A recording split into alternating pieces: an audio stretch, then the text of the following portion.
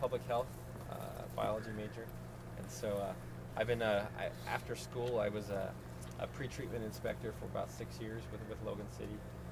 Pre-treatment is basically going out and working with the individual businesses as to what they can actually put into the sewer.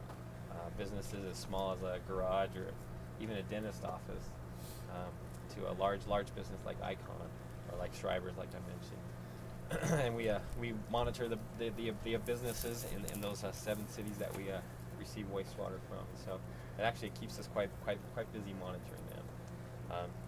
Then like I said, about 2.5 years ago, I became manager. I've been working here with the facility. Little background, a little more background on the facility. I don't know if you've read in the paper in the past year or two. The state of Utah has finished what they call a TMDL, total maximum daily loading study on Cutler Reservoir, and they're looking at and Cutler is where the effluent from this goes to next. Right, yeah. pretty much everything in this valley flows yeah. to Cutler Reservoir, from the Cub River in the north to Blacksmith Fork in the south. And so they've identified Cutler Reservoir as an impaired water, and the pollutant they're looking at specifically is phosphorus. And our lagoons they do a great job with our current parameters. Currently we monitor for pH and dissolved oxygen. We also look at what's called biochemical oxygen demand, BOD. We look at some CODs. We look at TSS, or total suspended solids.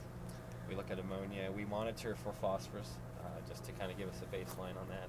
Do you know what the phosphorus level is coming in and what it is going out on a typical day? I know it would sure. vary. Yeah, we're typically between 5 and 6 milligrams per liter, or part per million, coming in. In the summertime, with the algae thriving, we can get down to 1. Or even I've seen lower. Yeah, so maybe 80% of it you're taking out in the winter time. It's probably about half, about 3 to 4. And so I mean we do get fairly decent removal of the phosphorus, but to get to the levels that we'll have to meet, we'll have to do some modifications to our plant in the next 5 years. And so that's something that something big on the horizon for us. And so we'll talk about some of those aspects. Okay. Mostly when we get to the other end of the facility, we'll kind of drive through and we'll talk a little bit more about that down there, if that'll work. Yeah, I actually brought a plankton net too. I want to take a sample somewhere along the way. Oh, do you? Okay. Yeah. Okay. I'll do that. You know? Okay, cool. Great. Okay. Like I said, I think we'll go take a look at the screening building. It's kind of one of those experiences you should have with coming to a wastewater facility. It's kind of the ew factor, because as you can tell, there really isn't a whole lot of odor. Not what you would typically expect. I don't think. Like I said, everything comes in the open channel here.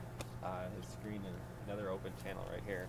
As you get closer to the wastewater, you'll notice some odor. You'll notice some odor in here, but really, other than that, we don't get a whole lot of odor, which is great. Even a lot of your mechanical plants will have some odor issues as well. So we're not going to have to go home and shower before we go do anything else? Well, you might feel like it, but you won't need to. Okay. I don't think so.